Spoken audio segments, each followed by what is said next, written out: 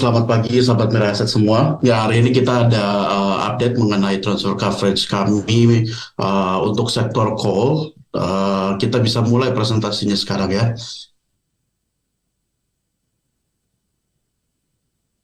Ya, jadi seperti yang sudah kita sampaikan minggu lalu ya, terkait dengan update komoditas, tapi specifically untuk coal.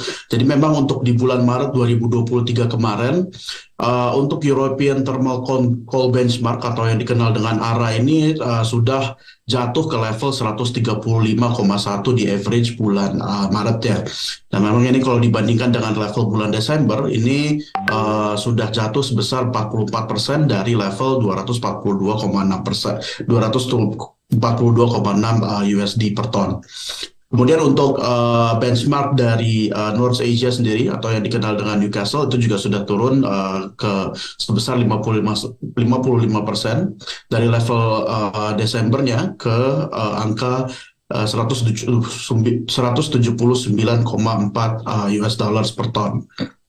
Dan kita expect untuk di tahun ini mungkin coal prices akan remain muted atau relatively akan lebih turun lagi, di mana ini juga utamanya dipengaruhi oleh tiga faktor, yaitu yang pertama adalah domestic output daripada China dan juga India yang sekarang sudah lebih baik, kemudian juga dari segi supply-nya. Kemudian yang kedua adalah turunnya harga daripada LNG, dan kemudian yang ketiga adalah easing geopolitical tension. Next. Ya, latest update mengenai di supply dengan di Cina dan juga di India yang tadi kita sudah sampaikan bahwa ini akan ke depannya terus recover. Kalau kita lihat ya memang China coal supply ini diekspektasikan terutama untuk di 2023 ini, di mana government mereka juga sudah expect bahwa untuk supply-nya ini akan remain relatively stabil, di mana memang dari segi kebutuhannya sendiri itu sedikit ada peningkatan terkait dengan China's reopening untuk power generation. Dan kalau kita lihat dari power utilities-nya di recent months, itu sudah naik sebesar 6% secara year on year menjadi 175 million tons. Di mana kalau misalkan kita melihat ke depannya, ini untuk bulan April sendiri kita expect bahwa sebenarnya untuk di Cina sendiri terkait dengan supply yang sudah mulai paling up, itu Cina untuk di bulan April sendiri ini akan demand-nya akan relatively muted atau menurun sedikit, karena memang selain dari sisi supply-nya yang sudah membaik. Kemudian yang kedua juga itu salah satu railway utamanya, yaitu Dakin Railway di Cina itu akan segera di maintenance ya. Kemudian untuk dari segi India sendiri, kita expect di India ini akan ada short term surge di dalam terhadap demand ya, di mana ini terkait dengan juga pre-monsoon season yang berlaku di Maret dan juga sampai dengan Mei. Dan ini juga nanti kita expect demand terhadap coal, terutama datangnya dari power generation, itu akan didukung oleh dari konsumsi daripada energi terkait dengan kebutuhan untuk pendingin ruangan. Kemudian dari segi stockpiles-nya, itu sekarang juga dari pemerintah Cina juga terus dinaikkan ya. Di mana kalau misalkan yang seperti kita tahu, kalau misalkan dari pemerintah India sendiri itu juga mencanangkan untuk menstop impor batu bara, dan ini akan dicanangkan di tahun 2025 atau 2026. Sehingga ini menjadi salah satu sentimen negatif juga terhadap harga batu bara secara global. Next.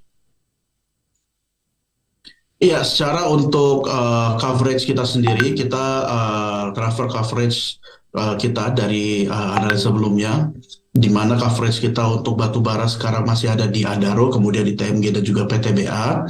Dan kita untuk secara sektoral, kita masih maintain view kita di netral. Dan kita expect dengan di mana adanya supply daripada global terutama India, kemudian juga Cina dan juga harga LNG yang sudah membaik ya, menurun atau normalizing, itu kita juga anticipate demand untuk tahun ini akan lebih mild daripada tahun lalu. Dan untuk harga batu baranya sendiri itu akan terdampak lebih jauh lagi ya, tidak akan menyampai level di mana setinggi tahun lalu. Apalagi kalau misalkan terkait dengan batu bara yang memang memiliki kadar kalor atau CV yang tinggi.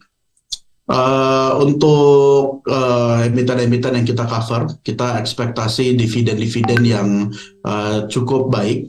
Di mana kalau ITMG ini kita ekspektasi total dividen yield sekitar 25-27%, kemudian PTBA 18-21%, dan Adaro kisaran 16 sampai dengan 18%. Untuk our topics kita prefer PTBA karena memang dengan adanya harga batu bara global yang sekarang mulai ease, ini juga kita expect untuk mendampak terhadap emiten-emiten yang memang fokusnya ke ekspor, sehingga memang kita lebih prefer untuk domestic player seperti PT.